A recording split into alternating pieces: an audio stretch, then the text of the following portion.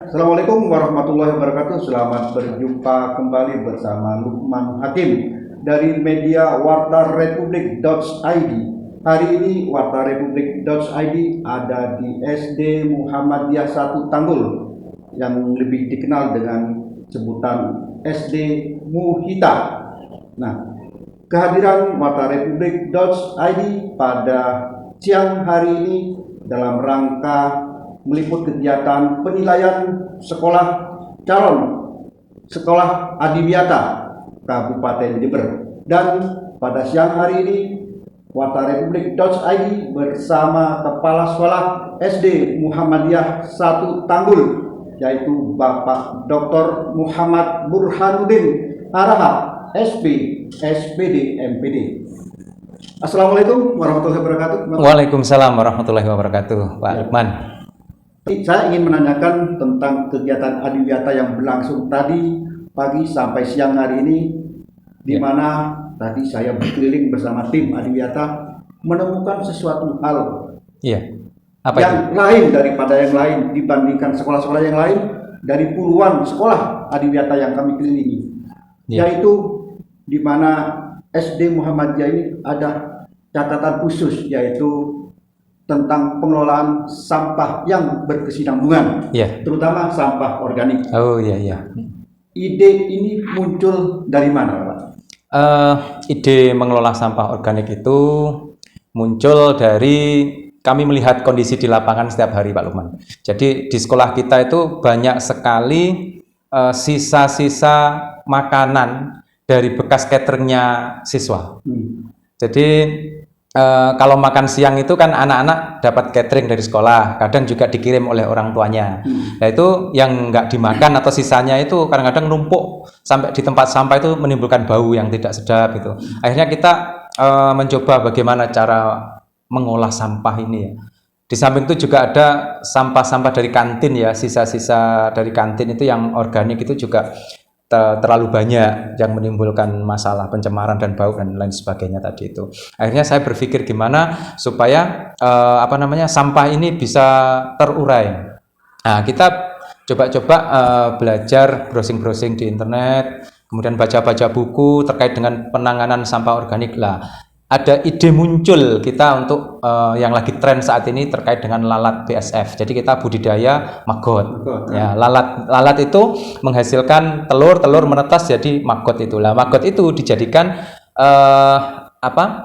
sebagai pengurai sampah itu. Jadi sampah-sampah dari kantin, sampah-sampah dari sisa catering, dari dapur itu kita angkut, kita ambil, kita setorkan ke bank sampah sekolah. Jadi kita punya bank sampah namanya Bank Sampah Muhita yang setiap hari menerima sisa-sisa makanan atau sisa-sisa catering atau sampah-sampah dari dapur sekolah.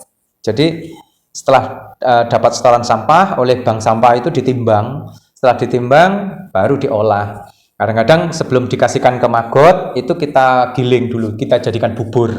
Nah, setelah jadi bubur, kita berikan ke maggot. Kemudian maggot makan sampah, mengeluarkan kotoran maggotnya itu kita jadikan pupuk untuk bahan organik, pupuk tanaman yang di polybag tadi.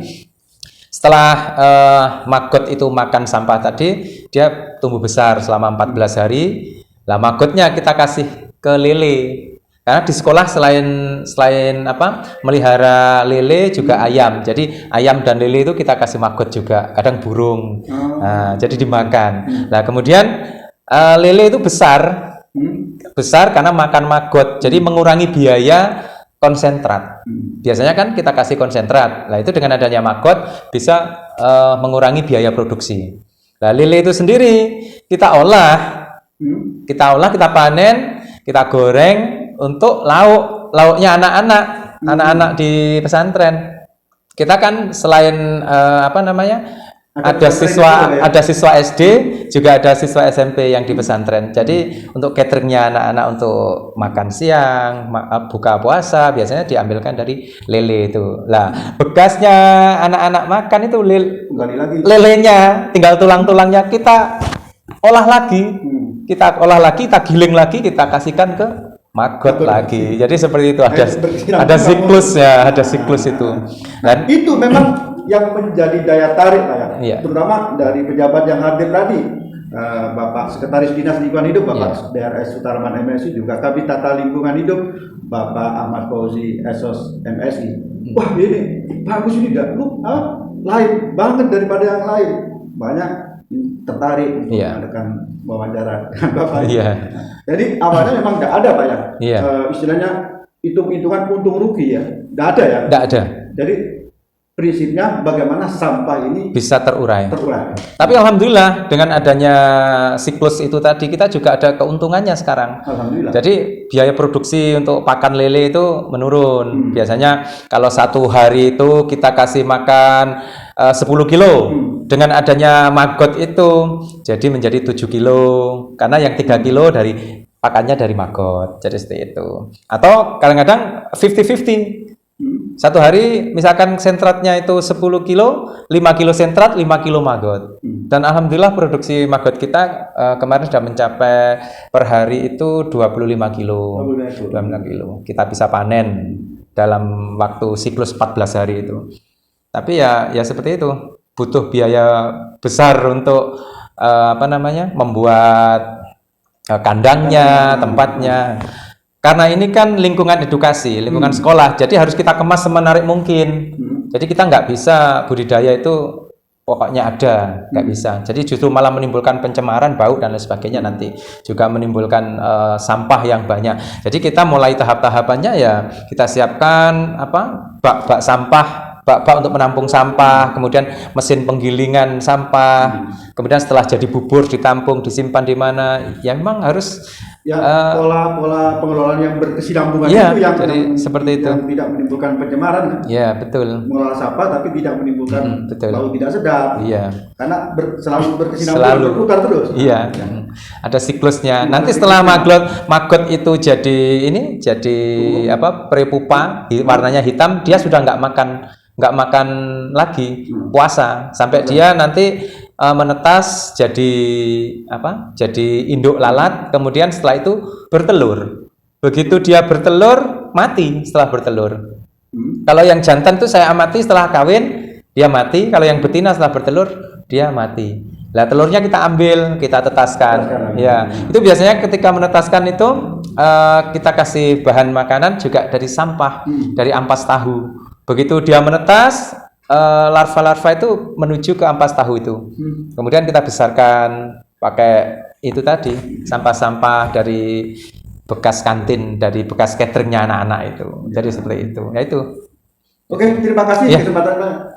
Demikian wawancara Lukman Hakim dari media wartarepublik.id bersama Kepala Sekolah SD Muhita, Bapak Dr. Muhammad Burhan Harahap, SP, SPD, MPD.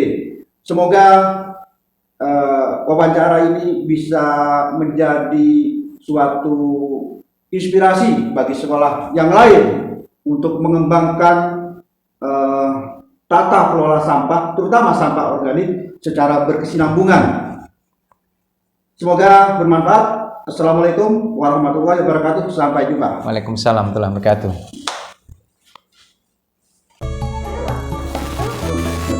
Belum penilaian ke lapangan, makan dulu ya.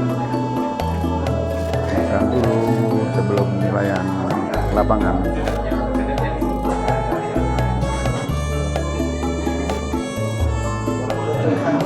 Ya, ini kepala sekolah Bapak Dr. Burhan ya. Nah, ini dari media Publik Nusantara.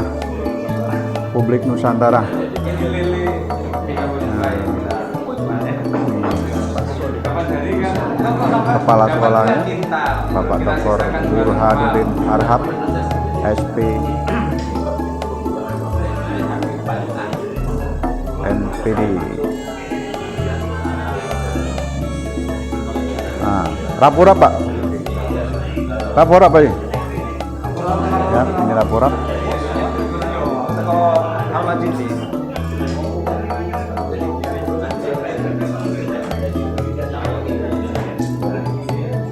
Ya, ini Ibu Menteri dan ini Pak Hendro.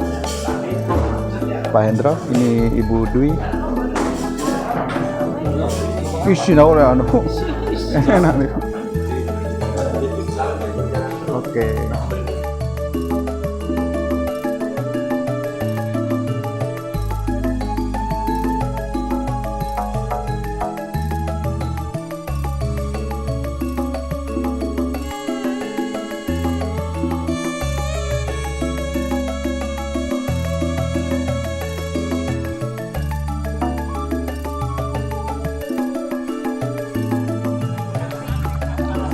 Pak Burhan, Pak Sekdin penasaran jenenge sampean. Pak Burhanuddin harap wong di wong Batak ngono, marga harahap ngono, Pak. Hah? Orang Batak. Heeh.